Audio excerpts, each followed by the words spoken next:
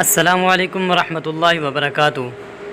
ناظرین، آپ نے ہندوستان کی تحریک آزادی میں تحریک ریشمی رومال، تحریک خلافت اور جمعیت علماء ہند کے پلیٹ فارم سے قائدانہ کردار ادا کیا۔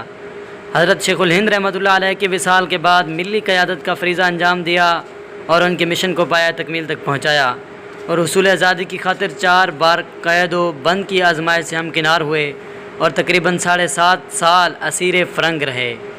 آپ نے آزادی کے لیے جہاں بے شمار قربانیاں دیں اور کوششیں کیں، ان میں آپ کی بنیادی فکر یہ رہی کہ آپس میں اختلاف نہ ہو۔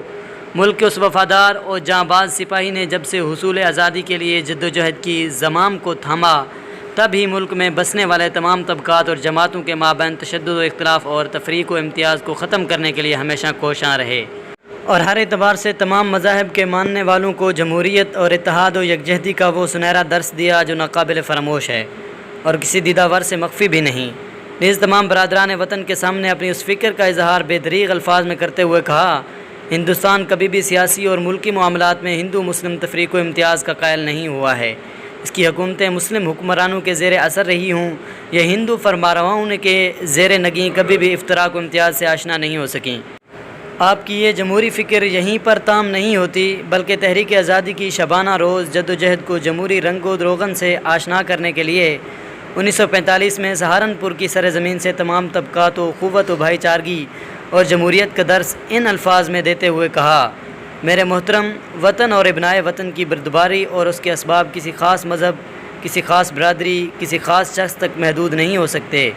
وطن اور ملک کی بردباری جملہ ساکنین ملک کو برباد کرے گی اور کر رہی ہے۔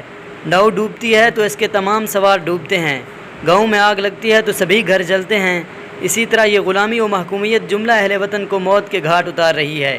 کیا اس میں فقط ہندو مرے یا فقط مسلمان مرے؟ نہیں، سبوں کو بردباری ہوئی۔ ایسے وقت میں ہر ادنا سمجھ والا بھی اپنے داخلی و خارجی جھگڑوں کو چھوڑ کر ضروری سمجھتا ہے کہ مصیبت عامہ کو سب سے پہلے زائل کر دینا چاہیے۔ اس وقت تک چین نہ لینا چاہیے اور نہ اپنی داخلی و خارجی جزئی جھگڑوں کو چھیڑنا چاہیے جب تک یہ مصیبت نہ ٹل جائے۔ ناظرین، ہماری اس ویڈیو کے بارے میں ایک کومنٹ ضرور دے دیجیے گا۔ ہاں، اگر آپ ہمارے چینل پہ پہلی مرتبہ آئے ہیں تو چینل کو بھی لازمی سبسکرائب کر دیجیے گا۔ والسلام۔